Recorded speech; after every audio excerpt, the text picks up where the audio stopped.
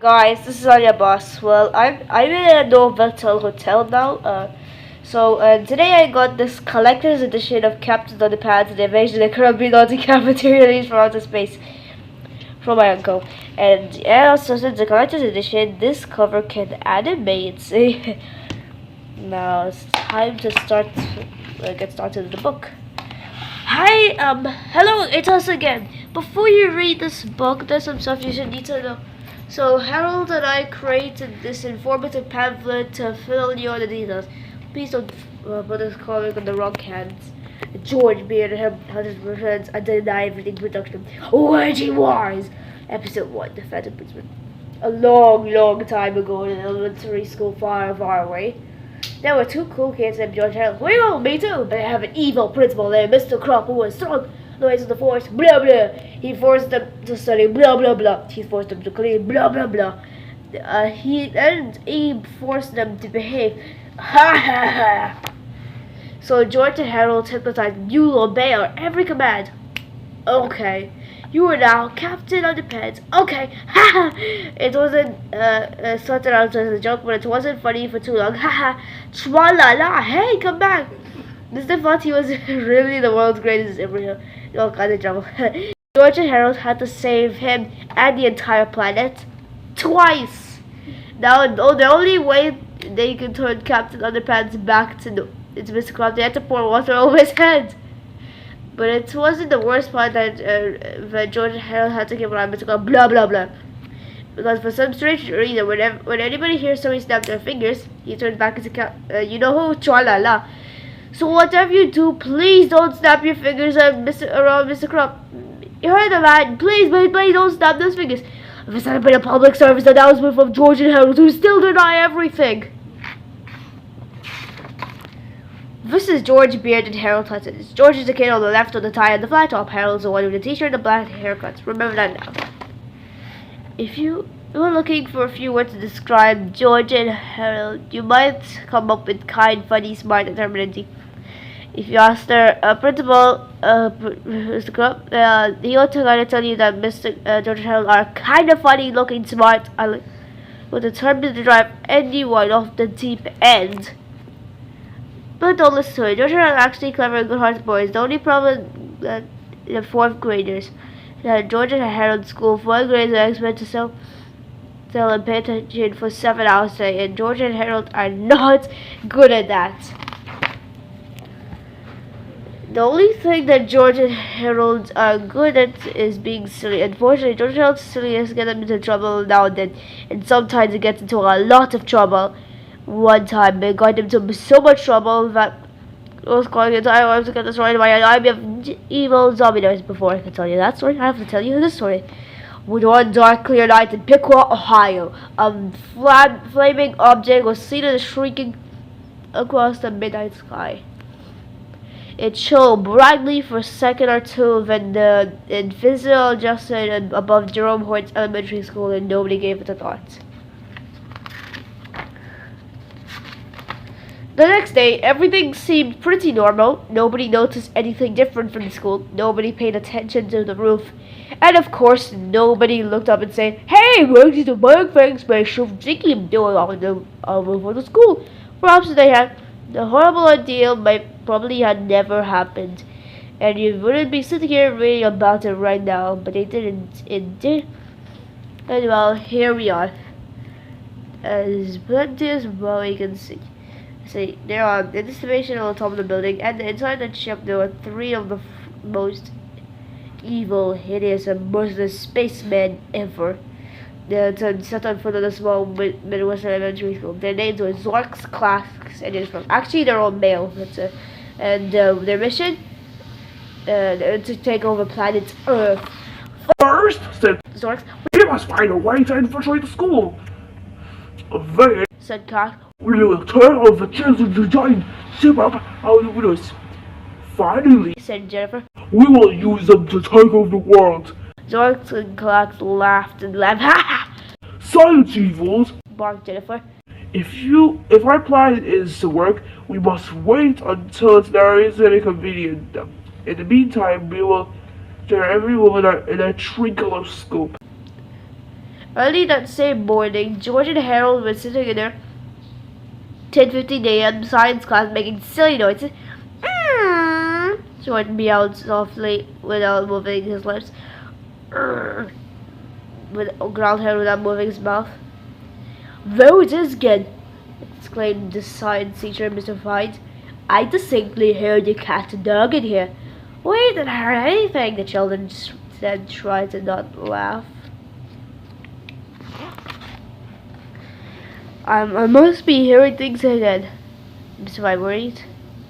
"Maybe you should leave and go and see a doctor," said George with concern. "I can't," said Vine. "Today's the day of the big volcano spirit. All tell and glow." Mr. Vines are usually the most weird things in life. Do not say the outside though. They're almost never worked and always boring. But today's experiment was different. Mr. Fine brought a large, fake-looking volcano that he made out of paper mache, and he filled the volcano in a box of extraordinary soda. "Baking soda is called sodium bicarbonate," explained Mr. Fine. Said Mr. Fine. "Did any of you children, and never mind." Mr. Fine opened a bottle of clear liquid. "Now what happens when I pour vinegar in a baking soda?" The children watch us as the tiny volcano down to the rubber. So a large glob of foamy goop squirted up in the tub. The goop poured over the desk and dripped onto the floor, creating a huge mess. "Oops," said Miss White. "I guess I put too much soda." "Oh yeah, remember this guy? He resigned in book 4. George Harold was stunned. "Well, how did you see that?" "Well," said Mr. White, "the vinegar has a liberating agent which releases a gaseous radical events in the sodium bicarbonate."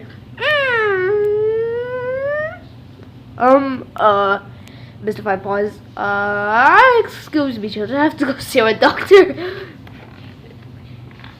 And that's what he did. Oh, sorry. But Mr. Piper at this point hurried out to the door. George Harold started studying the best volcano with great interest. "Are you thinking what I'm thinking?" asked George. "I think I'm thinking what you're thinking," said Harold. After school, the boys raced to George's house and got down to business. George and Harold sat down and began creating a very bad cupcake recipe. "And we'll just add a box of baking soda and said George. "Make the cupcake with a big surprise. And I know 2 boxes of baking soda into the vinegar to get a recipe. That's what made they'll get an even bigger surprise." "Good idea," laughed George. The next morning at school, George and Harold strolled into the cafeteria and taped a festive-looking card into the kitchen door. Soon the lunch ladies arrived. "Oh look," said Miss Krantz, the head of the nursery. "Today is Mr. Krant's birthday," and he making a batch of cupcakes for him. "Isn't that cute?" "I've got an idea," said the Mrs. DePoint. "Why don't we surprise him to make cupcakes for the whole school?" "Good thinking," said Miss Grant. "Let's see now. The recipe serves 10, and we have about 1,000 students and faculty in the school. So we'll need 10 eggs, 100 eggs, 150 cups of flour, 200 boxes of baking soda, 7 quarts of food coloring, 56 of butter, 150 cups of sugar. Oh, and let's see. Oh yes, 200 bottles of vinegar." The lunch ladies scurried about the gathering everything they need. They dumped the eggs, the covering milk, the baking soda into a large vat and began to mix thoroughly. Then somebody poured the vinegar. "No, please shake this book back and forth and control me when you read the following word. Also, do not," shouted as loud as you could. "Well, you will get in trouble if you do, so I'm just trying to warn you guys." Kabloosh! Oh no! A giant wave of green goop rushed also a giant splashed the hall, swallowing everything in its path. Book bags, bulletin boards, lunch boxes, coat racks, trophy cases, nothing could stand in the way of the gigantic green bowl. It traveled down the north, east, and west things of the school, covering everything. From the drinking fountain to the text on this page, and it squished onto the lockers and question notes. It wasn't long before the green goons began spelling all the classrooms.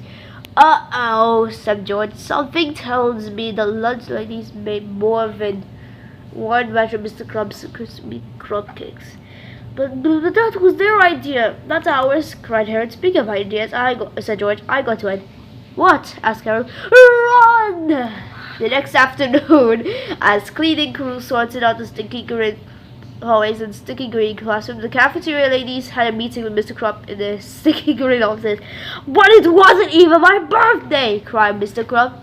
We know you had nothing to do with this, said Miss Grant. We figured it was all because of those two awful boys, George and Harold. Well, duh, said Mr. rolling his eyes. Suppose it was George and Harold. But do you have any proof?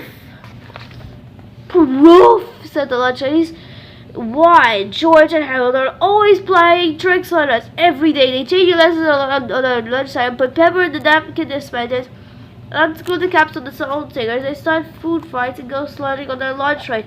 They make everybody laugh so their milk squirts out of their nose, and they're constantly creating these awful comic books about us. Captain Underpants and the Night of the Living Lunch Ladies. The late one Friday afternoon, the lunch ladies were cleaning up the history. There's a lot of having the food in this trash belt. Well, sorry again next week. Waste night, what not? But as they were working, the janitor accidentally locked the school for the weekend. The lunch ladies were trapped themselves. Help! They were forced to eat their own food. Past the lips and over the gums. Look out, Tommy, here it comes. When the janitor opened in the morning, the lunch ladies were dead. Victims of their own cooking.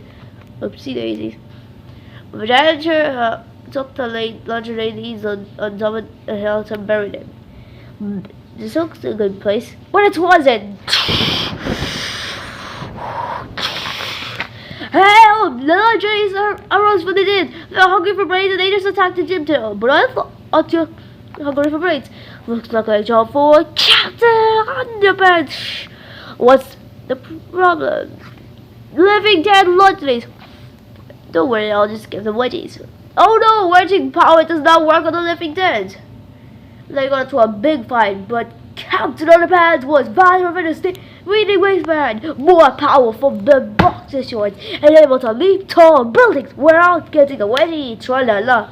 But the lunch ladies were strong too. They ran faster than Runny Make-Love Granny, more powerful than the strength of their sloppy Joe casserole, and able to leap tall buildings with the gassy after effects of their Texas-style three-minute chili con carne. Soon they were on top of the building. We got you now, wasteman warrior. Not so fast. Captain Underpants pressed on the button on the utility wasteman and pumped up the royal toilet paper. Even the living dead can escape the toilet paper of justice. Captain Underpants lassoed the letters lunch ladies, but they had a trick up their sleeves. They poured the steak sauce on their toilet paper of justice. We're ready, let's get him, girls. Uh-oh. Yeah! Captain Underpants tossed the toilet paper of justice.